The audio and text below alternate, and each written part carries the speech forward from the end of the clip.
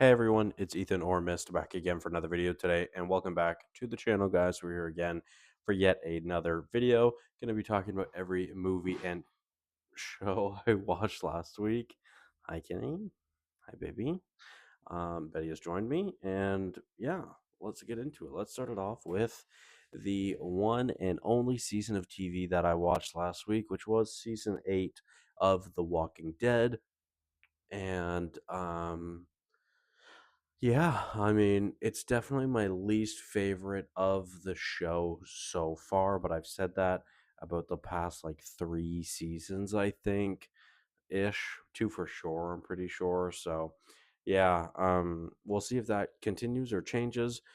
Austin said that he doesn't love the first like 5 episodes of season 9, but I guess once that big time jump happens, which I'm on episode 5 of season 9, I think that's right that lot or I think that's the last episode before the big time jump. Anyways, he said after that time jump he loves the entire rest of the show again. So I'm excited for that. I think it's going to be like a bit of a reset for the show. So looking forward to that. Anyways, yeah, I ranked it a 76 out of 100. Like I said, it's my least favorite of the show so far, and we'll see how that continues on with the last couple of seasons.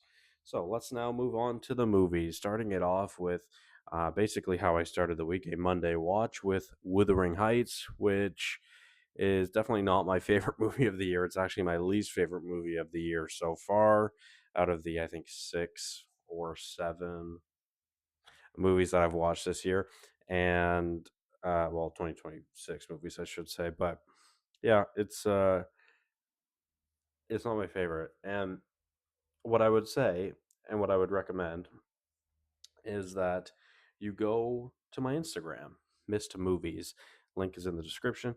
Go to my Instagram and check out my more extended review there because I've been posting reviews of every 2026 movie I watch over there. And yeah, it's just kind of a better place to talk about movies with more in depth and some other stuff posted about the Olympics today as well. So yeah, go check that out if you're interested. Wuthering Heights, I ranked at 59 out of 100.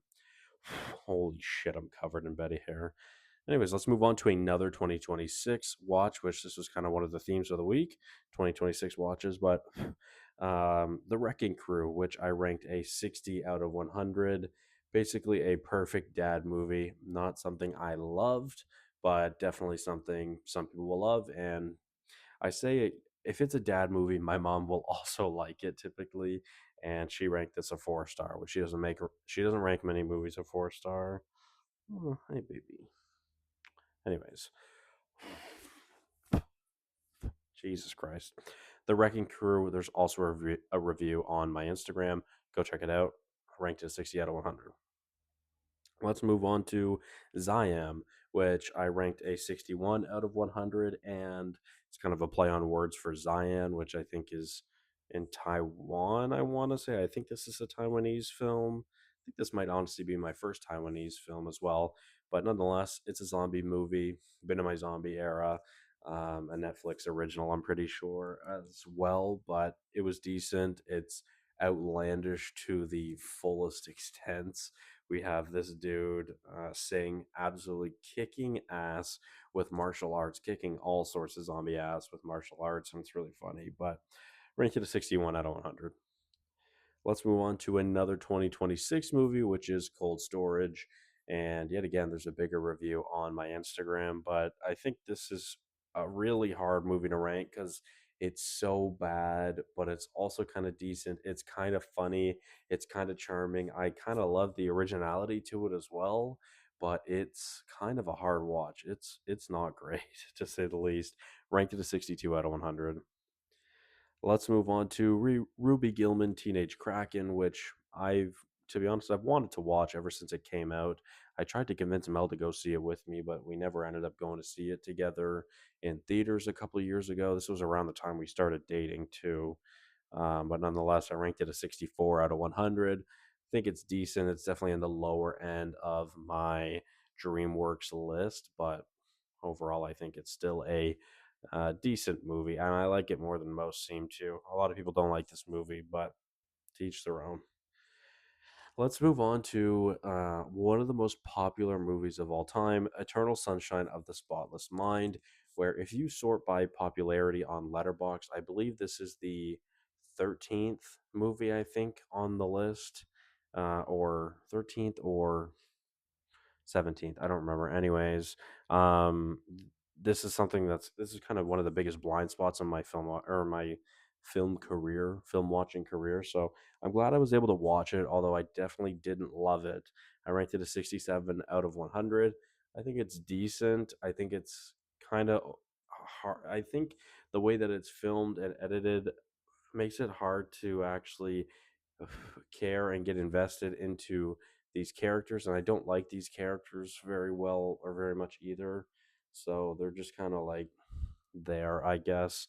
And yeah, for a long time at this movie, I felt very confused, and ultimately, I never felt fulfilled at all throughout this film either. But yeah, ranked it a 67 out of 100. Let's move on to Abigail, which is a pretty solid movie, actually. I ranked it a 73 out of 100. I enjoyed it more than I thought I would because I've heard some pretty mixed reviews about this. But I think it's really good. It's quite interesting. It's a lot of fun. The director duo between, I think it's Bettinelli Olpin, yeah, Bettinelli, Olpin, and Gillett. Those two together have done quite a lot of work, and I'm going to be watching pretty much all of their movies at some point. I think this year because Ready or Not, Here I Come. Yeah, I was gonna say wait, Ready or Not, Here I Come does come out in a couple of months. I'll probably rewatch Ready or Not before then. I'm going to rewatch all the Scream movies this week as well, which we'll talk about later. And one of my goals for the year is also the VHS movies. So yeah, that'll be kind of fun. But overall, Abigail, 73 out of 100. I enjoyed it. I love me some Melissa Barrera, which I'll be seeing a lot of this week as well. So yeah, 73 out of 100. Let's move on to The Singers, which is a short film, which is an Oscar nominated short film for 2026. And yeah, this is a solid short film, really just about a group of guys getting off on singing in a dive bar. And it's really kind of heartwarming. And I feel like this is something a lot of guys would just cherish, and I think that's a lot of fun. So I definitely recommend this highly compared to some of the other movies on this list. But yeah, The Singer's 75 out of 100. It's brand new on Netflix. Check it out. Let's move on to Rental Family, also brand new on streaming on Disney Plus. I'm sad I never got to see this in theaters when it came out last year. I don't believe it came to theaters where I am located, so glad I was able to finally watch it. And man, I can't explain how much I just love everything about Brendan Fraser. He's such a cutie. He's such a cute little man, and I love him so much. He's so amazing, and everything he does, I just feel so connected to him in every character he portrays. He's so good. I think he's so good, and I love this. Ranked at an 85 out of 100. It's a gorgeous film to watch. Probably a movie I'd recommend more than most out of the 2025 lineup.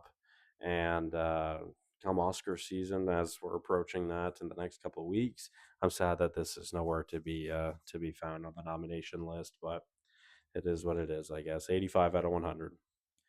Let's move on to honestly, perhaps my favorite watch of the week, truthfully, even though I have two 5 stars on this list ahead of it. But um, Promising Young Woman. I absolutely adored this movie. It's quite easily, far and away, Emerald Fennell's best film, in my opinion.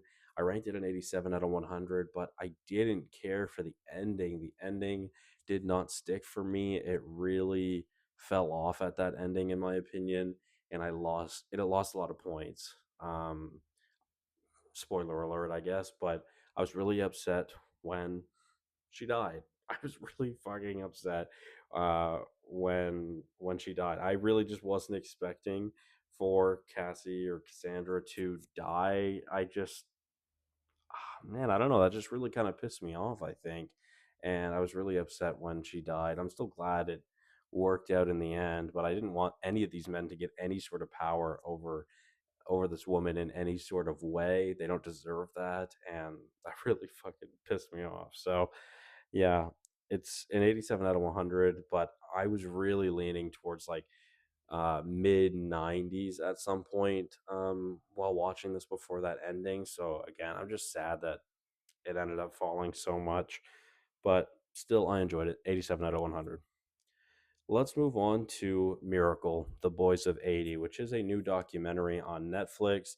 And of course, it's Olympic season. And as a Canadian, I do slightly regret showing Mel this documentary and Miracle this week because I really did not want to see a gold medal USA team. And that's exactly what we saw today. So, congrats to the US. I also talk about that on my Instagram if you want to check it out. Rank this a 95 out of 100, and my review is very simple. I say, love that it ends with we could use a 1980 now. And that didn't mean I wasn't trying to put it in the air. I'm sorry to all Canadians. I wasn't trying to put that out there for the Americans to win on their fucking anniversary of the Miracle on Ice, but that's just the way it happens, I guess. 95 out of 100. Um, yeah, let's move on to Miracle, which I ranked as a 99 out of 100. I hadn't watched it in a couple years, but my God, it was good to revisit this movie because I fucking love this movie. I forgot how much I love this movie.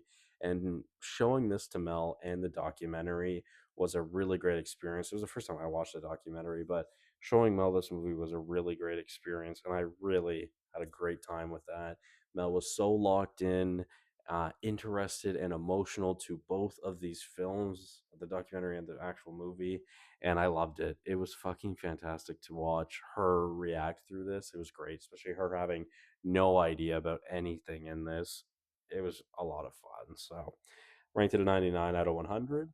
And let's move on to my favorite watch of the week, which was Scream, which I ranked a 100 out of 100 that I watched tonight with Mel. I finally fucking got to show Mel a horror movie, and I'm so glad. I think Scream is a really good introduction to horror. It kind of it gives you all the tropes but flips them on their head. It's a comedy, thriller, horror, action movie with a couple of jump scares. And Mel was struggling. I've never actually felt someone shaking during a horror movie. She's just so little and she's so scared. But I'm very glad she watched it for me because that is her one horror movie that she wanted to watch this year. Hopefully, I can convince her for it, but I've made it very clear to her that it is scarier than Scream. And let me know if you guys agree with that because I think that I personally would say that it is scarier than Scream. When I watched it as a kid at 16, it scared the shit out of me. Now, no. And I mean, anytime I've watched Scream, it never scared me, right? But, anyways, hopefully I get to still show that to Mel. But she's a trooper. Everyone applaud Mel for sticking through this. And yeah. Anyways, thank you guys all so much for watching. Hopefully you did enjoy. Check out my letterbox, check out my Instagram, and I'll see you guys in the next one. Bye bye.